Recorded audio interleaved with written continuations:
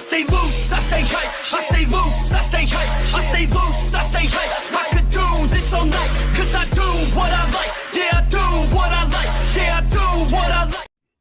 What's up, everybody? Welcome to the third episode of the Dynasty Diehards. I am here with my man, John Helmkamp. This is episode 3 of, we're going to get to at least 20,000, right, John? Oh, yeah. I ain't going nowhere. I'm here if you are. I got nothing else to do, man. Once a week. Oh, God, that's going to take a long time. We're going to have to start going weekly, which you never know. If you guys like us enough, we might just do it. You guys, we've got a lot to talk about. We just got out of the divisional round of the playoffs. That was an interesting affair. A lot to break down there. Some interesting things we saw. But if you're here for the first time, if you're here for the second or third time, make sure you hit that like button. Make sure you are subscribing. If you're looking for something audio-wise to listen to, we are on Spotify and any of your favorite podcast platforms just to listen to on your drive. We make it easy for you. Either way you want to consume us, we're here. Make sure you subscribe. John, let's get into it. What do you think? Dude. All right, so let's go. We got lots of good stuff, man. I'm excited for this one. So this is one of the hottest topics right now amongst football analysts, whether it's fantasy or not. You guys, Brock Purdy was nominated. He is a finalist for Rookie of the Year. Some love it, some hate it.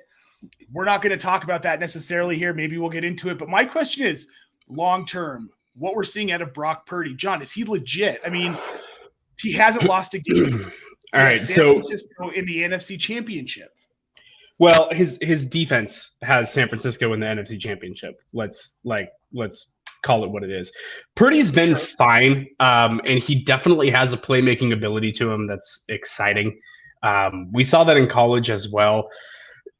I don't know, man. Every time the ball comes out of his hand, I panic, and I just worry that it looks like it's gonna be picked. It looks like a duck half the time, but somehow it just ends up in the right place.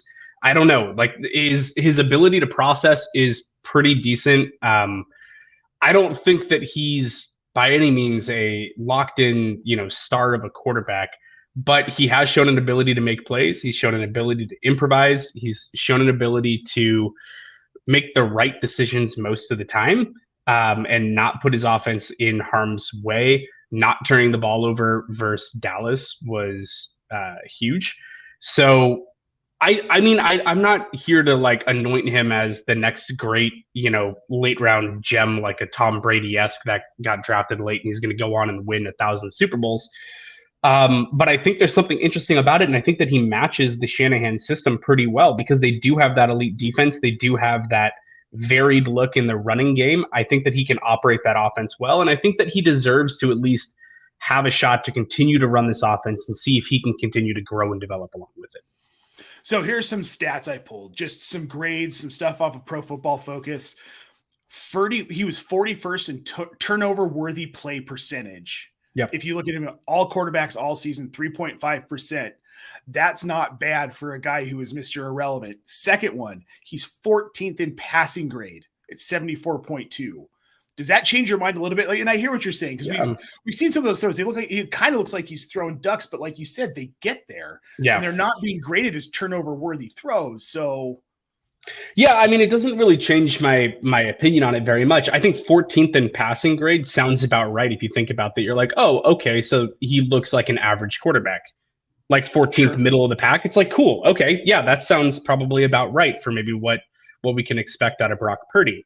I don't think that he's going to tear the league up by any means, but there's been plenty of quarterbacks who don't have alien athletic abilities who can go on to be very successful NFL quarterbacks. And that defense, Tom Brady, with that running attack and the varied looks that they can do and the different ways that Shanahan can scheme up that offense, I think he fits what they're doing, and he's shown a lot of poise and grit, which I know are like really buzzy words for quarterbacks. But he stands in there. He looks unflappable. He makes the right decisions. He moves them methodically down the field and lets his playmakers do the work for him.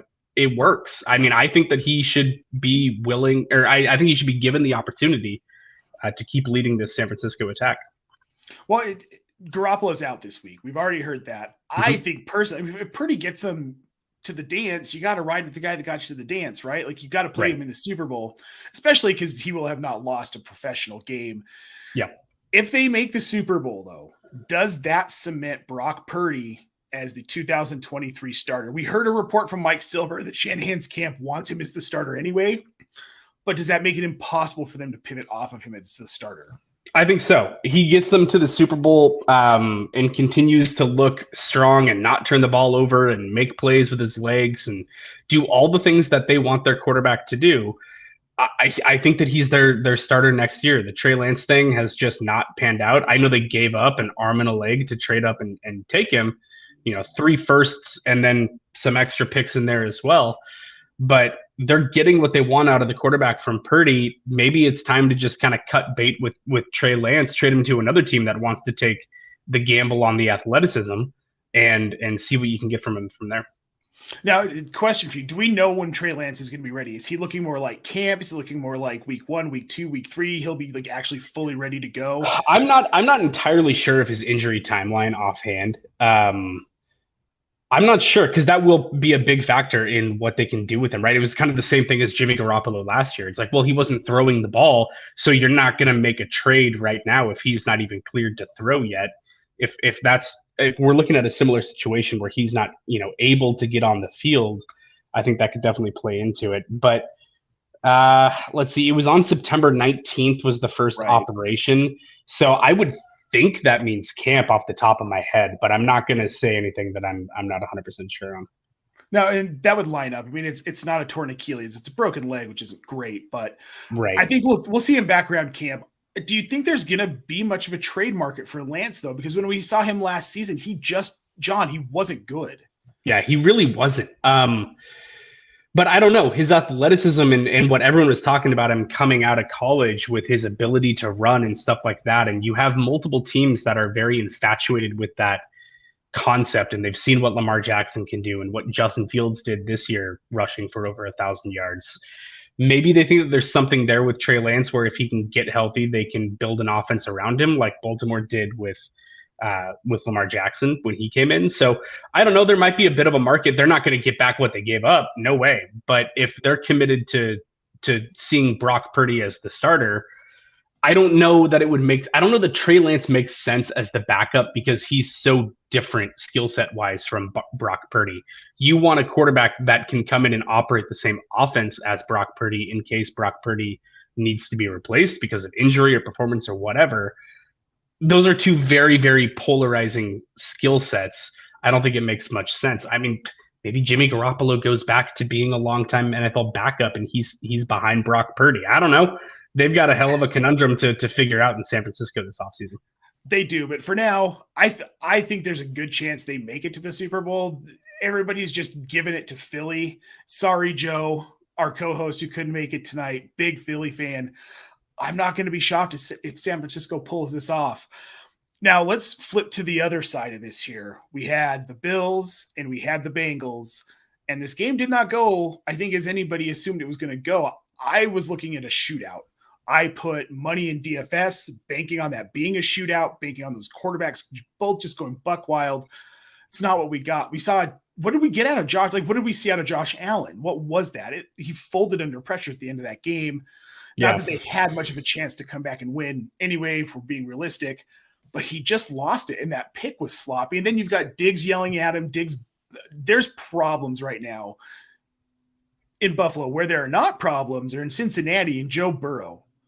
Burrow has been fantastic. From week 6 on, he was the QB2 in fantasy. I think it's fair to ask, John, is he the QB1 for you in Dynasty at this point? Has he supplanted Mahomes? Has he supplanted Allen? So for me, I think he's definitely supplanted Allen. I would rather have Burrow than Allen, even though Allen offers that rushing upside. But what we've seen out of Burrow as a passer has been terrific.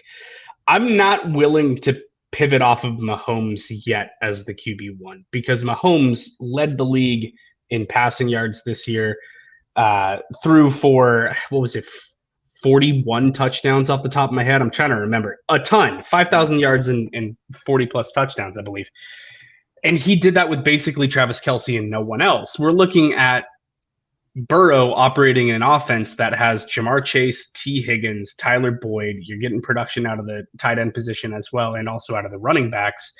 And he was fantastic and great, but what we're seeing out of Mahomes with less skill set is just an ability to make things happen and an improvisation that is absurd.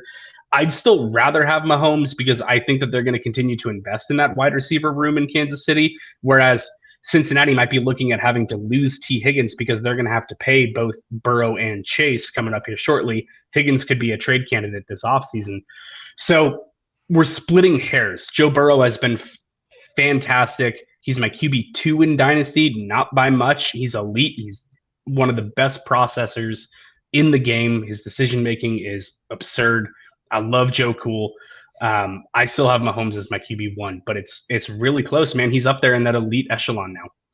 Well, and I agree. What I think's interesting about the dynamic in Cincinnati and why I might lean towards having Burrow as my QB1 is because for a few reasons. One, we know that they're going to go after some offensive line help to shore that up. Mixon he got sacked like twice as many times as Mahomes this year. Yes, yeah, it wasn't good, but the thing is he still got it done. Now, as to Burrow's going to get extended, Chase is going to get extended, but I think they can keep T. Higgins because they are fourth in cap room, most cap room in 2023, seventh in 2024, and fourth again in 2025. So they have the cash to make these deals work. There are some other parts they can get rid of. I mean, they could move on from Joe Mixon, which not a popular opinion, but again, he wasn't that efficient this season. He was so up and down. He just wasn't reliable. And what we saw him do after that really rough first 5 weeks where we all wrote Cincinnati off, to me, if he can do that for a whole season, he supplants Mahomes, especially if they can do these other things, if they can shore up the defense on this team. Yeah. There are a lot of things they can do, but you're right. What Mahomes did this season with little to no help, pretty damn impressive. And I think for now, you have to say Mahomes is the QB1, but it can definitely be a conversation by mid-next season. Has Burrow supplanted him? I mean, it's definitely a conversation. If you want to tell me that Joe Burrow is your QB1, I'm going to go, okay, yeah, I see the argument for sure. I have no problem with it. They're both right now, they have their own tier at the top for me. And then you start the conversation after them. So yeah, Joe Burrow, special, just really special. One of the coolest operators that we have in the game. Well, I think what's cool just about this matchup in general from a football perspective this weekend is we're probably watching two future Hall of Fame quarterbacks dueling off for now the second time in this matchup. Dude, I mean, this is like the new Brady versus Manning, right? Yep. Like you have this looks like a collision course of elite young quarterbacks in the AFC for the next 10, 15 years. So now I'm going to throw this out there because I'm kind of a Steelers fan, you may have noticed. Do you think – can Kenny Pickett get the Steelers up there with the Bengals? I don't think so. Even with that defense in Pittsburgh, if they got TJ Watt for a full season, they're going to bring in some secondary help. I don't know. I mean, Kenny Pickett, very interesting rookie season. Wasn't super high on him coming out.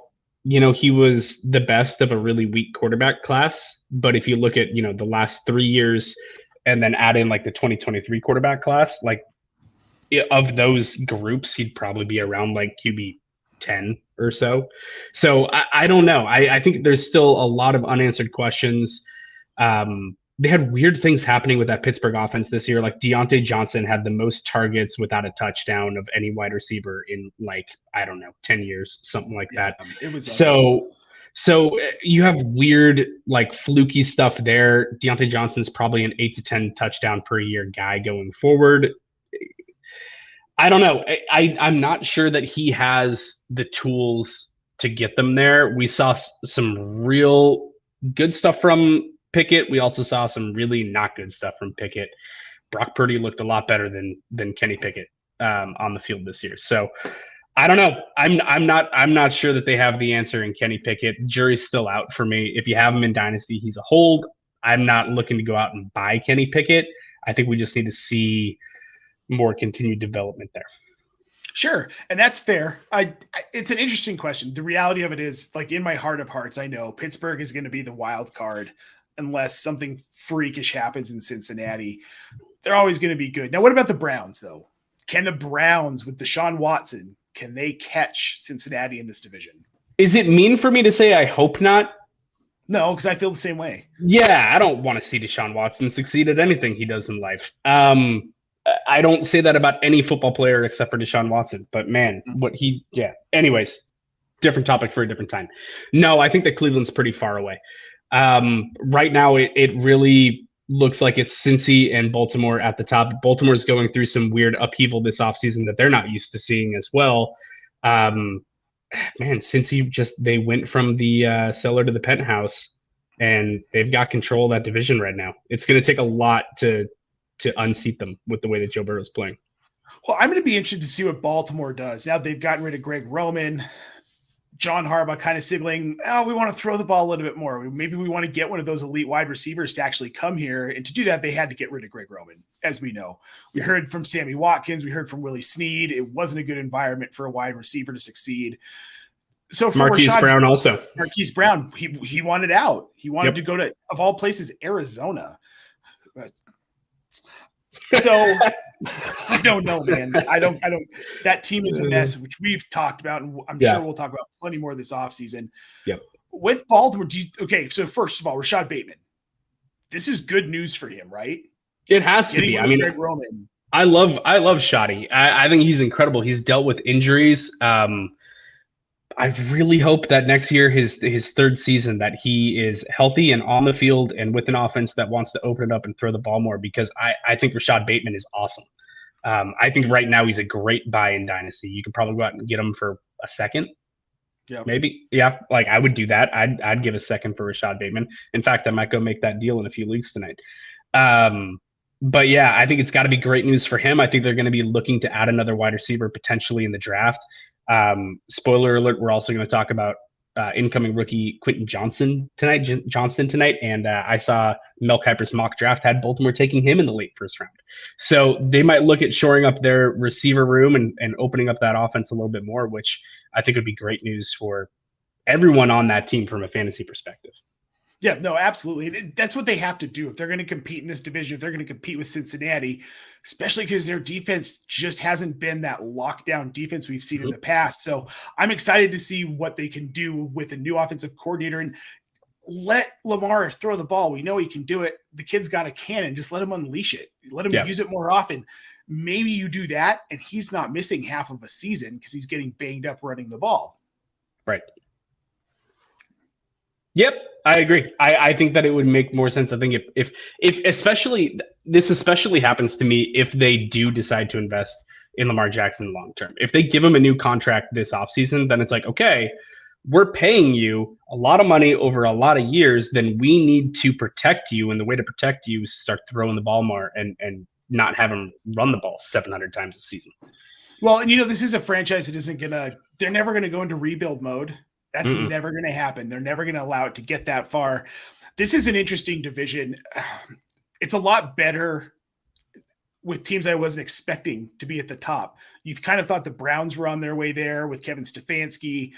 Mike Tomlin, as always, is always putting together good teams. And then those two just kind of fell apart. And then ownership makes mistakes in Cleveland because they're handcuffed, John. They're handcuffed to Deshaun Watson. They don't have money. They don't have money for the next 5 to 6 seasons. So I think Burrow is going to continue to win this division. This is going to be a Kansas City situation where they win it for the next 4, 5, 6 years without much contention, no matter how hard these teams try. Yeah, it looks like it, which if you asked me 3 years ago if that was the case, I would have laughed in your face. But that's what we love about the NFL is that the NFL has parity. It's structured to have parity and for there to be ebbs and flows throughout the league. So yeah, it's going to be really fascinating to watch this division. I think that Baltimore has a lot of questions to answer this offseason, and they better get it right if they want to hang in there with Cincinnati. All right, well, we got a little off track there from the Joe Burrow, but let's dive into the next thing.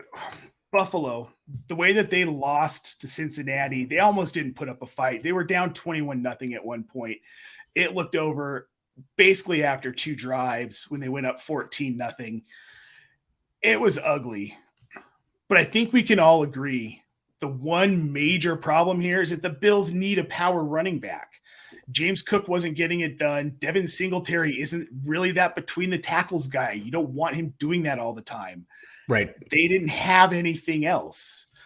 James Cook is a great piece, but he's not you're not going to use him at the goal line, and you're not going to have him be a bell cow. I pulled up some numbers, and I found this really interesting, and I think this kind of tells you what the problem is in Buffalo in a nutshell. Here are their rushing leaders. Devin Singletary with 819 yards, then Josh Allen with 762, and then James Cook with 508. As far as carries go, Singletary with 177, Cook with 89, Allen with 67. That is too many carries for a quarterback like Josh Allen. You're not going to win games against teams like Cincinnati relying on Allen to be your running game. Because if you can't get it done in the 20s, they can just load up on Allen. Yep. Yeah, they need to revamp this rushing attack, and they've got some questions this offseason because Devin Singletary is about to be a free agent. Yeah. So they're going to have James Cook on a rookie deal, who's a great pass-catching weapon that I think they need to utilize more in the passing attack next year. I agree with you that they need a power back. May I interest you in one Quentin Johnston that we talked about on the first episode, running back out of Texas in the middle rounds this year? Throw a big thumper back there who can tote the rock and make defenses honestly commit to stopping the run and loading the box because they know you've got someone who's, 230 pounds about to run you over if you don't. And then that opens everything up for the passing attack and for Josh Allen as well. So they're going to be definitely in the market for, changing up this rushing attack. And I think schematically they need to change that as well, because similar conversation to what we just had about Lamar Jackson. Josh Allen can't be your second leading rusher and taking a beating because he runs physical too. Yes. Like he's not a running back that goes and slides and gets out of bounds and stuff like that. He's doing the whole John Elway helicopter move every time he goes to run the ball. Yep. It's like, dude, you're going to get so hurt so fast if you try to keep that up for a decade. They need a power back that can take the beating to protect Josh Allen. So I'll ask you what you think about this, because David Montgomery is about to be a free agent. I can't really see Chicago re-signing him. They've got Khalil Herbert waiting in the wings, who, when given a bigger workload, was more than efficient, almost more efficient than Montgomery at times. Could you see a guy like David Montgomery landing in Buffalo? I mean, they went after McKissick last offseason and had him ripped back to Washington. So there are so many running backs that are going to be in the free agency market this year that they could take a look at. David Montgomery would make sense. Kareem Hunt is going to be a free agent. He's a big dude. Jamal Williams. Penny.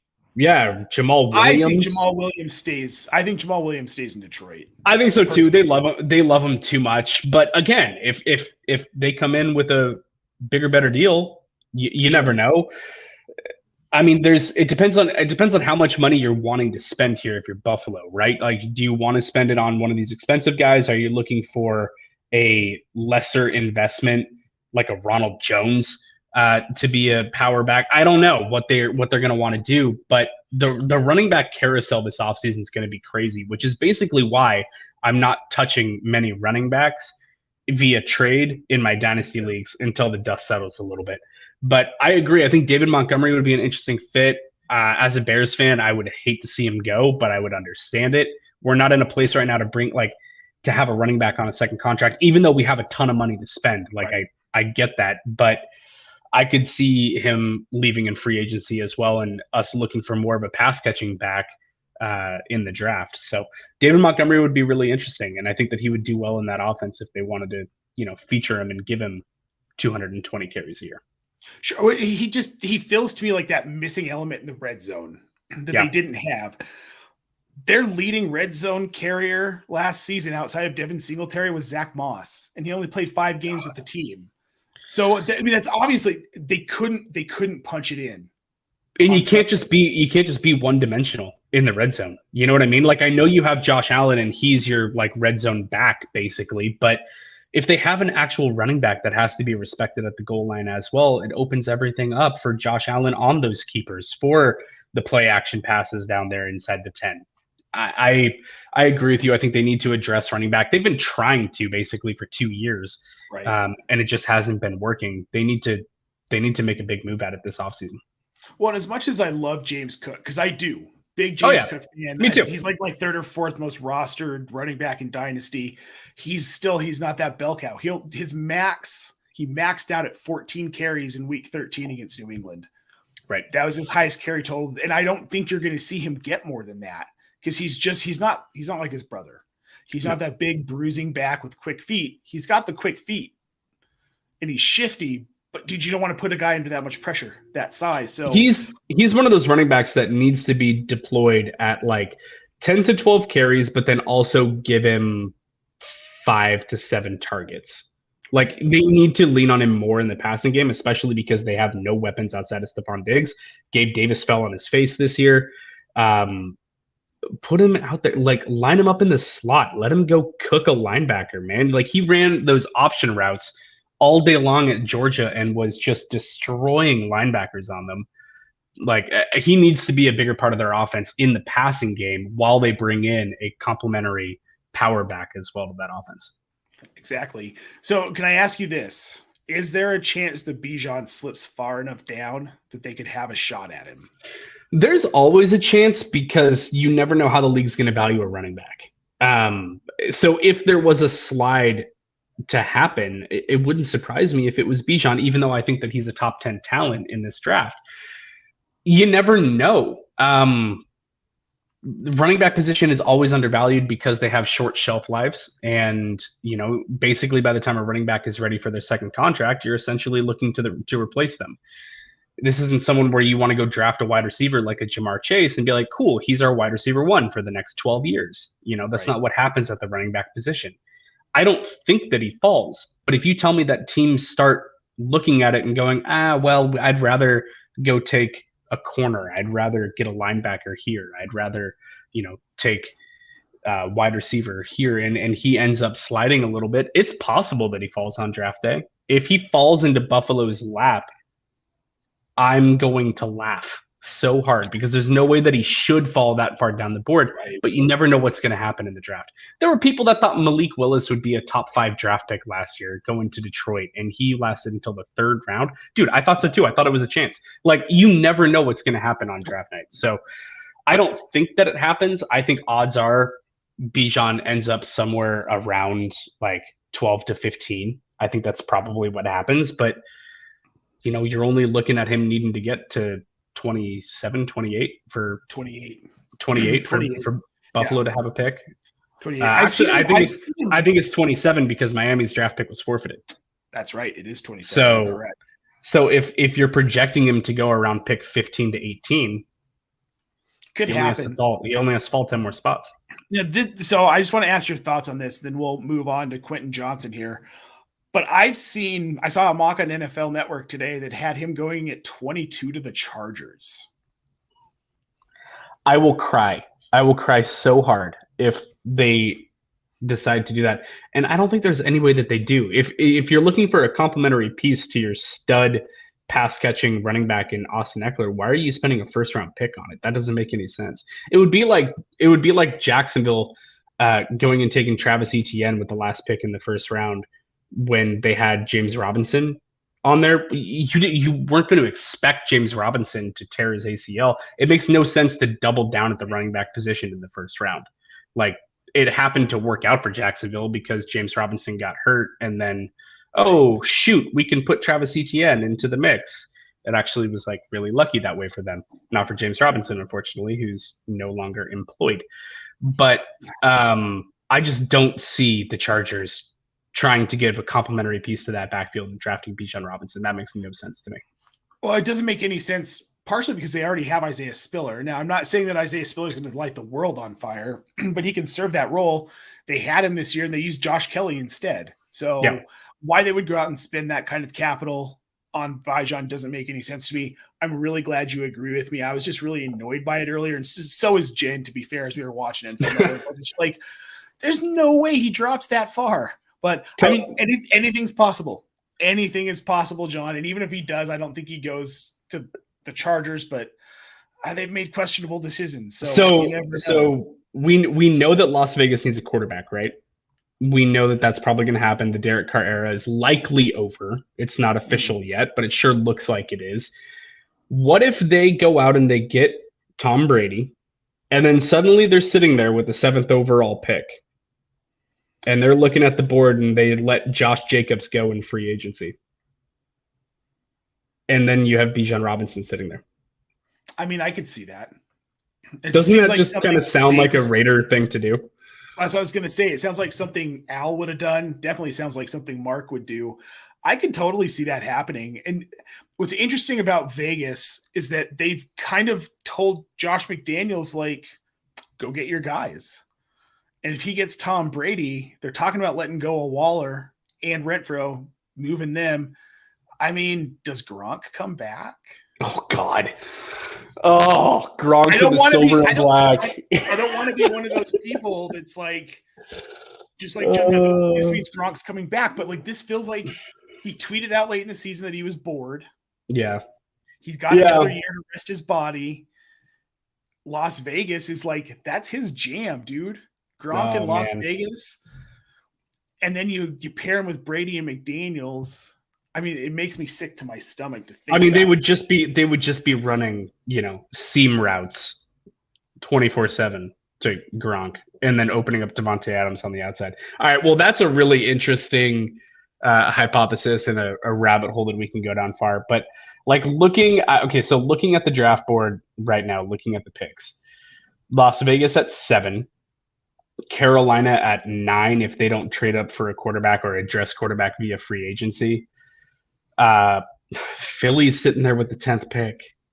Like if Bijan goes to Philly because Miles Sanders is going to be a free agent, you already have an embarrassment of riches on that team. Why not get the best running back in the draft to go with Jalen Hurts? Like, to me, that's my pipe dream is that Bijan goes to Philly at 10. I told you that's not allowed to happen. Remember? I know. It's not but I allowed disagree. Fine. Well, let's talk about a rookie that I want to see land somewhere. I'm not quite sure where. But you guys, it's time for Rookie Watch. And tonight we're going to talk about Quentin Johnston, wide receiver Johnston out of TCU. John. Yeah, man. Quentin Johnston. All right, well, let's just start with some measurables. He's 6'4", 215. I wouldn't be surprised if he gets to the combine at about 218 to 220. Put on a little bit of muscle in training for the combine. He is long. He is fast. He's not the most polished route runner in the world, but he's good. You know what I mean? Like, he's a good route runner. He separates well. He's not one of these elite route runners that's going to turn a defender around and wind up wide open in the middle of the field like Justin Jefferson. That's not what Quentin Johnston's game is. But he is so big and so physical, especially at the catch point, and he's so good at manipulating defenders and leverages that he finds himself open even if he's not 10 yards open. You know what I mean? The defender's not going to fall on his face because of a route that Quentin Johnston does. But late in a route, when the ball's in the air, he's so good at manipulating defenders and creating space with his length that he ends up with distance between him and the defender at the catch point. And that's what you want to see. So Quentin Johnston, to me, he's a Martavis Bryant clone. They are like the same measurables, except he's got a little more weight on Martavis because Martavis played at 210. But they're both 6'4". Martavis ran a 4.42 240. I think that's right around where Quentin Johnston could run. I think he's been confirmed at like a 4.46. I know Player Profiler has him as a 4.52, but I think that he's a little bit faster than that. So I'm curious to see what he's going to run at the combine. But I think he is an X receiver all day long, and that is exclusively where he lined up. They would throw him into the slot every once in a while on some like kind of trick designs. They would do like end arounds with him sometimes out of the slot, stuff like that. But he pretty much lined up on the outside, and his ability to stretch the field. There's a concept. I'm trying to talk to people and teach them things that they don't already know or assume that everyone already knows what we're talking about. The term stacking when it comes to wide receivers versus defenders is when a wide receiver can get in front of a cornerback and literally be running their route with the corner behind them. Quentin Johnston stacks defenders with ease, including guys that have been clocked at 4.2s. Like, he can take elite fast receivers or elite fast DBs, and he still is able to create enough like separation and speed in his routes to stack them behind him. And when you do that, you create an advantage because now you're dictating what happens next. If you stack a defender, you're winning the route, and you get to decide what happens next and try to maneuver and manipulate that defender. So Quentin Johnston, to me, I have not finalized my rankings yet. He very well could end up as my wide receiver 1. If not, he's not going to be far behind that. He's going to go in the first round of the draft. And he is a big body. He's very similar in a way, I think, to what we saw DK Metcalf as coming out. People had knocks on him for his route running ability and that he only lined up at the X. That sounds very familiar to what Quentin Johnston is. Well, DK Metcalf has proven to be a pretty elite dynasty asset. So I think that Quentin Johnston and the tools that he has translate incredibly well to the next level. So I watched some film on him earlier this week, and this is going to be a really weird comp, but bear with me here. He's a more talented, less oft injured Colin Johnson type receiver. He does a lot of the same things that Colin Johnson did so well at Texas, but he does them at a slightly higher level. He's a little bit shorter, but he's a little bit more mobile and a little bit more nimble than Colin Johnson was. He hasn't suffered the injuries that Colin Johnson has suffered repeatedly, unfortunately. I like Quentin Johnston. Do you think, though, is he the best wide receiver in this class, in your opinion? What's really hard about that is the whole Jackson Smith and Jigba conversation, because that's where I struggle, and I still need to go through. I'm going to spend a lot of time in the next couple weeks watching a lot of film and really grading. I have my own like grading spreadsheet database that I do just for fun because I'm a maniac. I need to really do something with this. Maybe we put it up somewhere. I don't know. But Jackson Smith and Jigba missed essentially this entire year because of hamstring injuries. And before that, we only saw him operate out of the slot at Ohio State. So is he a slot receiver at the next level? Is he Justin Jefferson, who lined up in the slot in college but has tools that translate and can flex out to being an outside wide receiver? Yeah, I mean, I think that he has those skills. So to me, Quentin Johnston is right there in the conversation, depending on how Jackson Smith and Jigba grades out. I also love Jordan Addison out of USC, who's a really, really great route runner. He is one of those guys that can make defenders fall on their faces. So there's different flavors of wide receivers in this draft. You have the big guys like Quentin Johnston, and you have route running savants like Jordan Addison. Jackson Smith and Jigba is kind of somewhere in the middle of the two. So it can really shake out in a number of ways. I'm pretty sure it's going to come down to one of those three for me in terms of who holds the top spot. All three of them should go in the first round of the draft. I'm seeing some rumors that Jackson Smith and Jigba might slip to the second, which would be kind of shocking. If that happened and the Bears are able to acquire a high second and pair him up with Justin Fields, I will cry happy tears. So it's going to be interesting to see how it all shakes out. I want to see athletic testing for Quentin Johnston, but I think that he's right there in the conversation for wide receiver 1. I love it. So some stats I just want to point out from his season, his 2022 season with TCU. He had a 44.4% contested catch rate. Very impressed with that. That'll play. Overall, a 62.8% catch rate. He's averaging 15.6 yards per catch and 15.6 career ADOT at TCU. It was only 12.2 in 2022, but still pretty impressive. In 2022, 78 targets, 49 catches, 764 yards, and 5 touchdowns. That's a pretty good stat line in college. I think, hold on one second. I think you might be looking at the wrong stats. I don't think I was looking at the wrong stats at all, I promise. I've got Quentin Johnston at 1,069 receiving yards this year and 6 touchdowns. Where are you pulling your stats from, sir? Both from ESPN and from Sports Reference. Yes, sir, you are correct. I did pull the wrong stats here. How dare you? I know. What do you know? I am verklempt. So he's even better than you thought. So here are his stats this year. He had 60 receptions, 1,069 receiving yards, 17.8 yards per catch, 6 touchdowns.